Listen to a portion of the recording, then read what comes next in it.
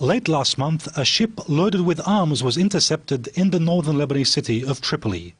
Following this, several other cases of attempted arms smuggling in Lebanon, and specifically near the border with Syria, have been uncovered.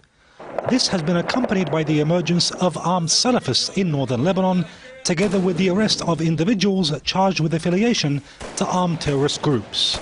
Now Syria's envoy to the UN, Bashar Ja'fari, has sent a letter to UN Chief Ban Ki-moon stating that Lebanese areas near Syria's border are incubating terrorist elements and becoming weapons depots.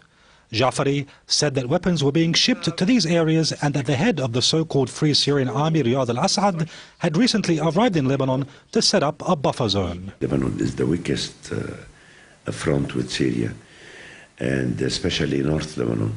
And also, we don't have to forget West Lebanon. When we hear the mayor of Arsal saying on the TV that they are supporting the Syrian insurgent and encouraging the people to bring weapons, it's very dangerous. The anti-Syrian movement in Lebanon slammed these remarks and said they were being used as an excuse for the Syrian army to invade Lebanon. The Syrian regime is talking about the presence of terrorists in Lebanon, so it can be allowed to go and fight these supported terrorists in Lebanon and Syria as well.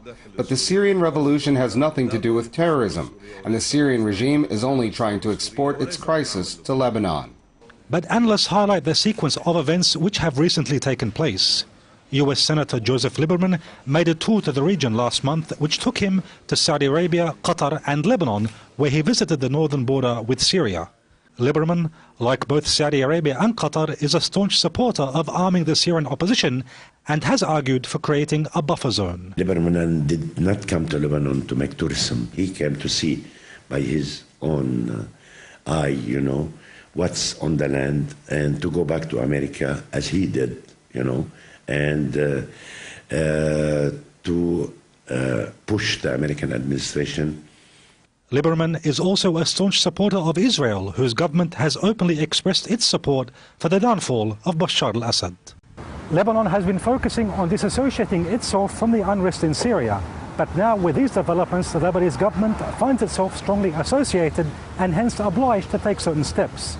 Otherwise, this volatile country could be in for more difficult times. Ali Risk, PressTV, Beirut.